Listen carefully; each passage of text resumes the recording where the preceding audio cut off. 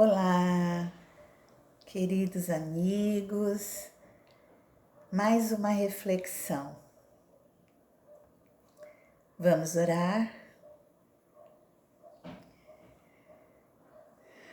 Amado Mestre Jesus, nós te agradecemos por tudo que recebemos até o dia de hoje, pelos nossos lares, pelas nossas famílias, nossos trabalhos, nossa saúde, enfim, por todas as oportunidades, por todas as coisas que fazemos para o bem, todos os trabalhos que podemos participar, pelos nossos pensamentos, pelas nossas atitudes. Gratidão, Senhor, pelos anjos, pelos protetores que nos intuem, nos orientam e nos acalmam. Gratidão, Senhor, por isso. Vamos hoje fazer mais uma reflexão, acompanhados pela espiritualidade maior, e que possamos ser tocados naquilo que estamos necessitados no momento. Que assim seja, graças a Deus, graças a Jesus. Hoje, a nossa reflexão é do capítulo 20, né? O item 3.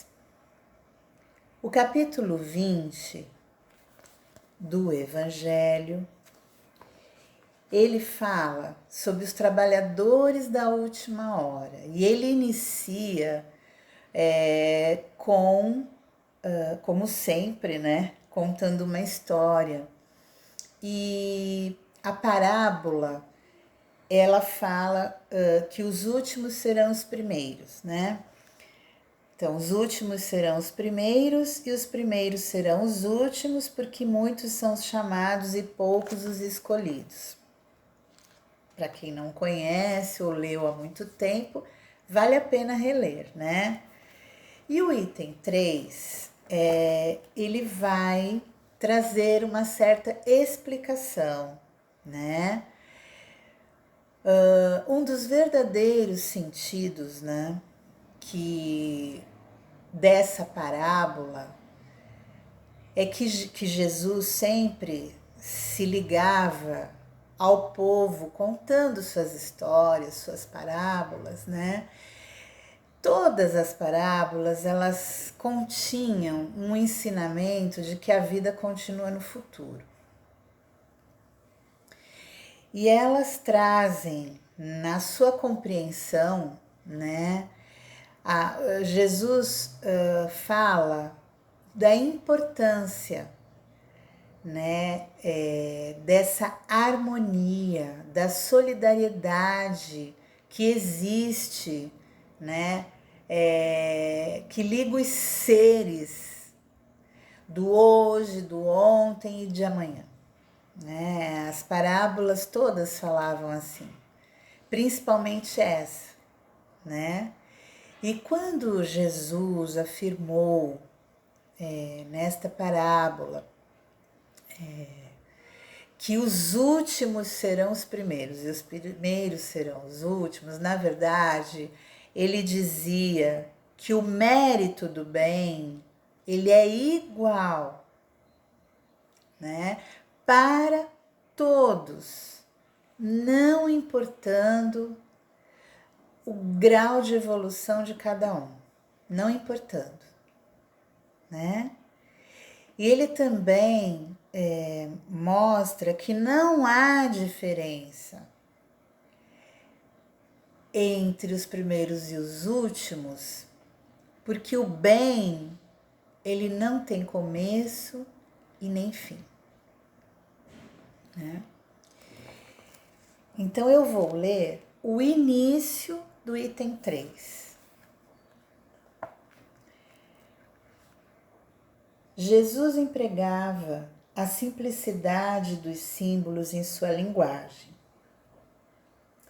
Os trabalhadores da primeira hora foram Moisés, os profetas e todos os espíritos superiores que reencarnaram para iniciar as diversas etapas do progresso.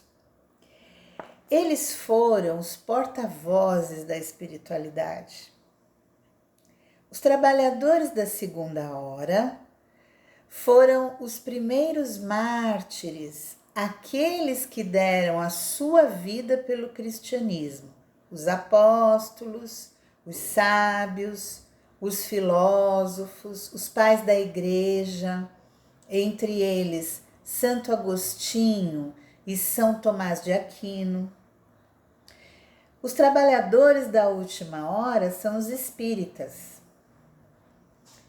Eles foram anunciados e profetizados desde a vinda de Jesus. E mesmo chegando por último, eles receberão a mesma recompensa, ou melhor, receberão uma recompensa ainda maior. Principalmente nós que somos do século XXI, né? Por sermos os últimos a chegar, os espíritas aproveitam os trabalhos anteriores, o esforço que todos esses espíritas, trabalhadores do passado, espíritas ou não, fizeram, né?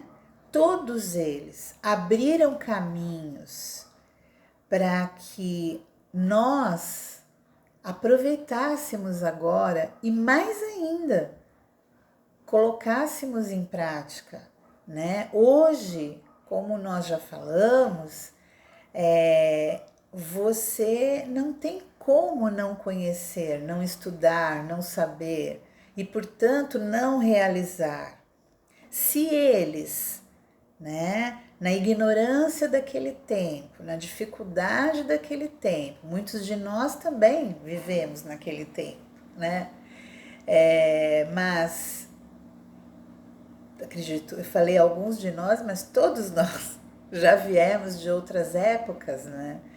Nós já vivemos todas as grandes dificuldades, né? Já passamos por muitas coisas.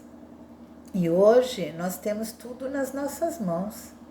Livros, palestras, estudos, histórias, o Evangelho, as obras de Kardec, né? As obras de tantas pessoas que fizeram história, que se dedicaram, que transformaram tantas coisas. Nós temos isso nas nossas mãos. O trabalho dos espíritas e o resultado desses trabalhos, eles são realizados coletivamente. E Deus abençoa a solidariedade, né? Muitos daquela época revivem hoje e reviverão amanhã para completar a obra que outrora eles começaram. Então, muitos hoje convivem com a gente, né? Mais de um patriarca, mais de um profeta, mais de um discípulo, mais de um pregador da fé cristã, eles encontram-se entre nós, reencarnados. E eles estão hoje mais esclarecidos, mais adiantados. E por isso eles hoje trabalham na cúpula do edifício e não mais na base, né? Basta nós olharmos, basta nós acreditarmos e seguirmos as lições, os exemplos, né? e fazermos parte disso quando nós despertamos dentro da doutrina, né? Nós, os trabalhadores da última hora.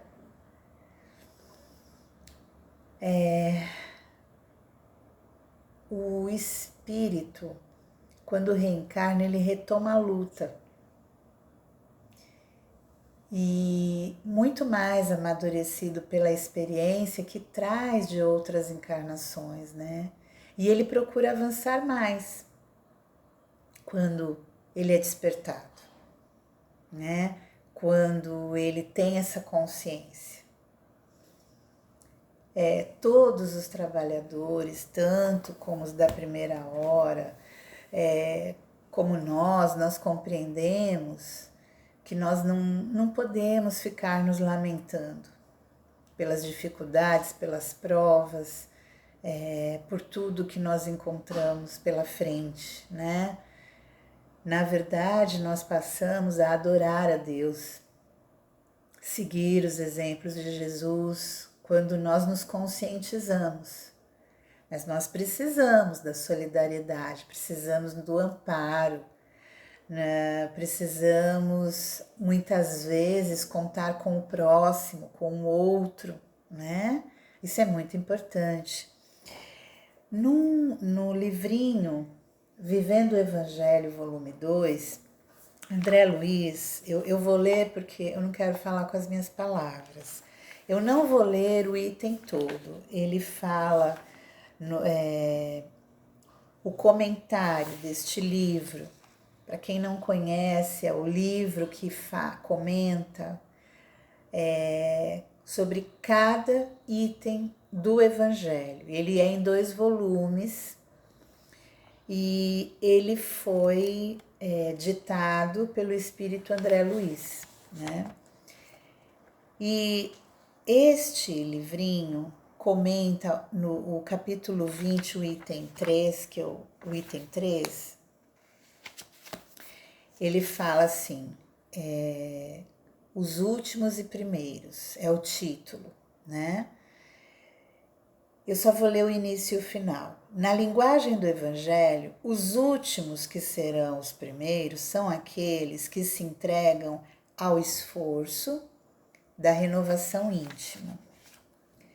No conceito do mundo, é provável que pareçam fracos, inexpressivos e derrotados. Na verdade, porém, são os que venceram a si mesmos e seguem, com amor e renúncia, os passos de Jesus, que um dia foi considerado o último pela cegueira de César, mas que realmente sempre foi o primeiro aos olhos de Deus. Profundo, né? Tão importante. E aí, dentro da reflexão, né, na linguagem do Evangelho, os últimos que serão os primeiros são aqueles que se entregam à renovação íntima. Olha a importância da reforma íntima. Olha a importância do trabalho para o fortalecimento moral e espiritual. É a base de tudo, né? É a base de tudo. E nós vamos passar por esta encarnação fazendo esta reforma, fazendo este trabalho, porque é muito intenso, né? O espiritismo, ele é o evangelho redivivo. Por isso, nós não podemos nos distanciar do evangelho segundo o espiritismo, né? Através das lições de Jesus, das parábolas, de tudo aquilo que ele nos conta e nos convida, né, a seguir, a trabalhar com seu exemplo, o Evangelho diz que há trabalhadores da última hora. E o Espiritismo diz que o grande objetivo é a transformação moral. Jesus resume o Evangelho no mandamento que diz, que fala, ele afirma o amor de Deus sobre todas as coisas e ao próximo como a si mesmo. Kardec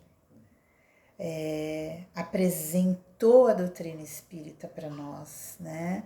Proclamando que fora da caridade não há salvação. É profundo demais, é grandioso demais, né?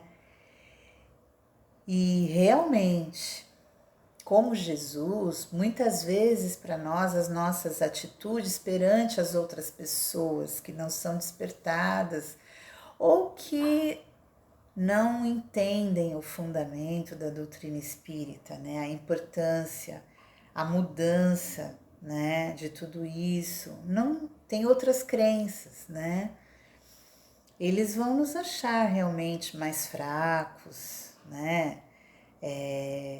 Caramba, ela é muito fraca, ela não discute, ela não luta, né?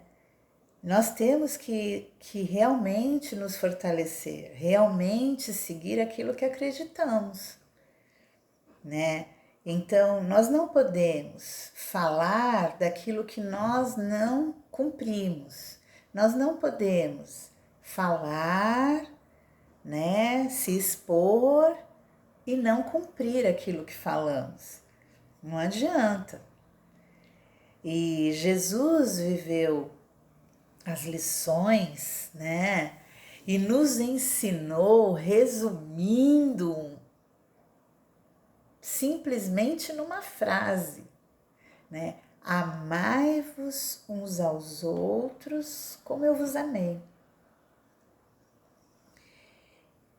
E André Luiz, aqui neste livro, numas lições anteriores, ele nos lembra daquele ditado que diz assim: não deixe para amanhã o que você pode fazer hoje. Que é tudo, né? O amanhã é para o espírito preguiçoso, né? Porque quando nós temos um real interesse por alguma coisa, você realiza imediatamente. Você não pensa duas vezes, né? Porque nós temos aquela vontade, aquele instinto. Então, nós não podemos deixar para depois. Depois eu mudo aqui, eu mudo ali. Hoje não dá, né? Isso não existe, né? Quando você entra para valer, quando realmente você é despertado, acabou, é isso que eu quero, é isso que eu vou realizar, é isso que eu vou fazer, né? E nós temos que nos fortalecer.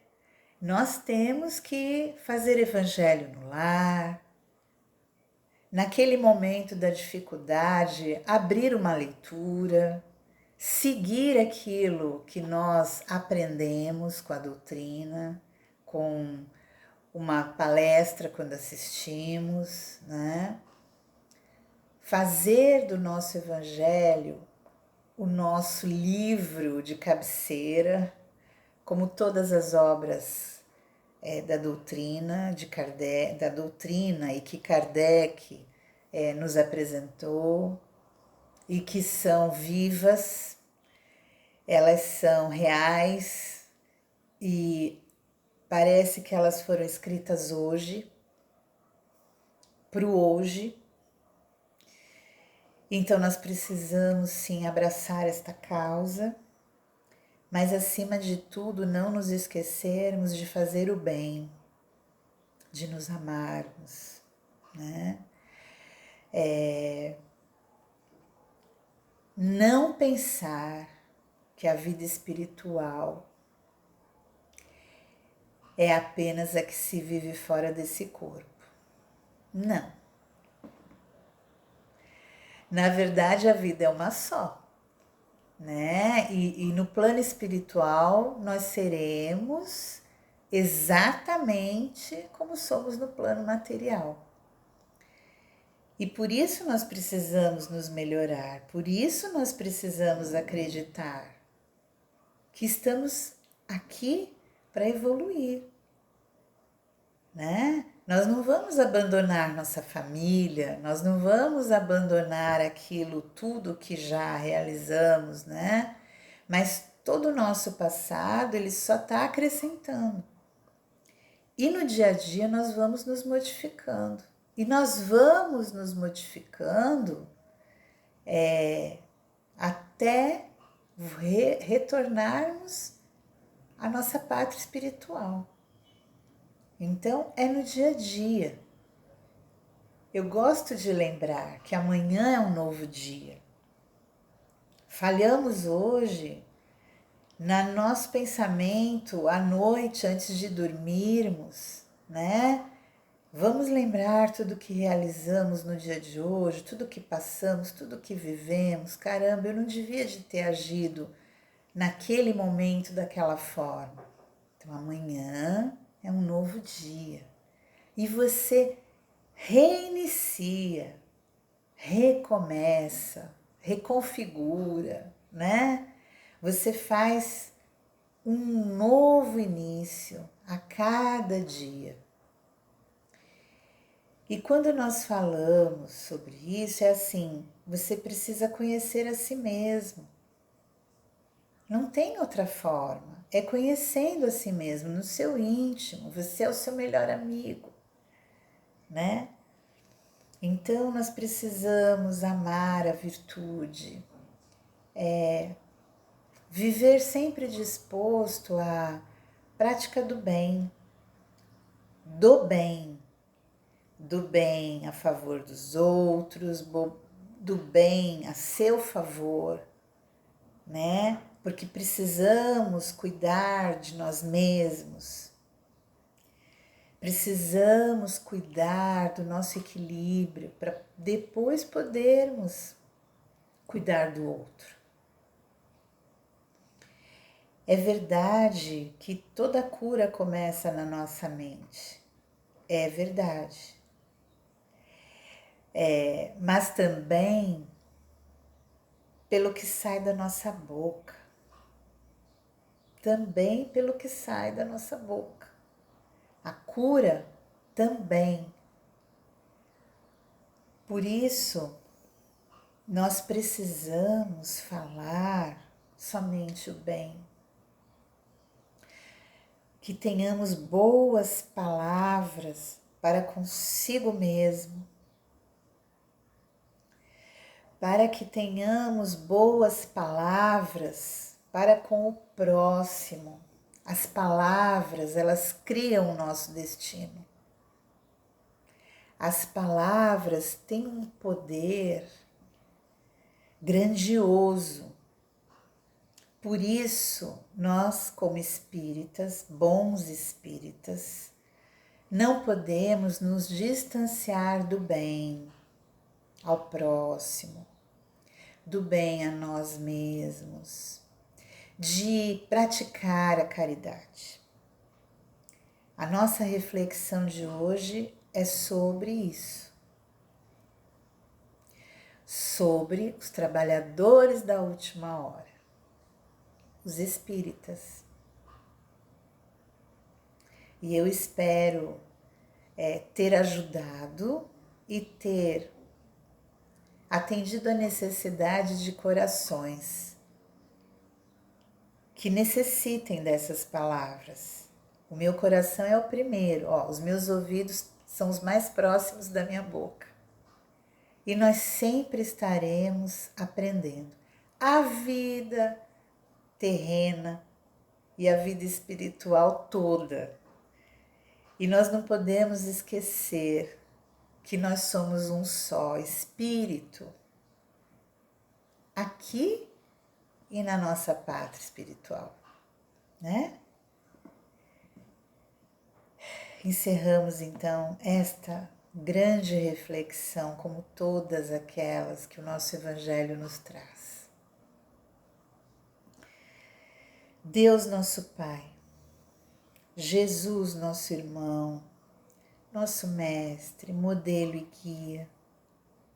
Gratidão por esses ensinamentos maravilhosos que nos fortificam, nos elevam, nos fortalecem, nos mostram que estamos no caminho certo e que precisamos continuar trabalhando nesta seara de Jesus, ajudando, aconselhando, trabalhando, fazendo bem para todos aqueles que nos cercam, que encontramos em nosso caminho e desejamos todo esse bem, todo esse amor, todo esse fortalecimento ao nosso planeta. Nós precisamos nos unir num só pensamento, independente da nossa fé, da nossa doutrina, da religião, independente. Todos os trabalhadores do bem, todos aqueles que praticam a caridade, que estão num bom caminho, que são homens e mulheres do bem, precisamos nos unir num só pensamento, numa só corrente de amor, pelo bem de todos. Que assim seja. Graças a Deus, graças a Jesus. Gratidão, amigos queridos.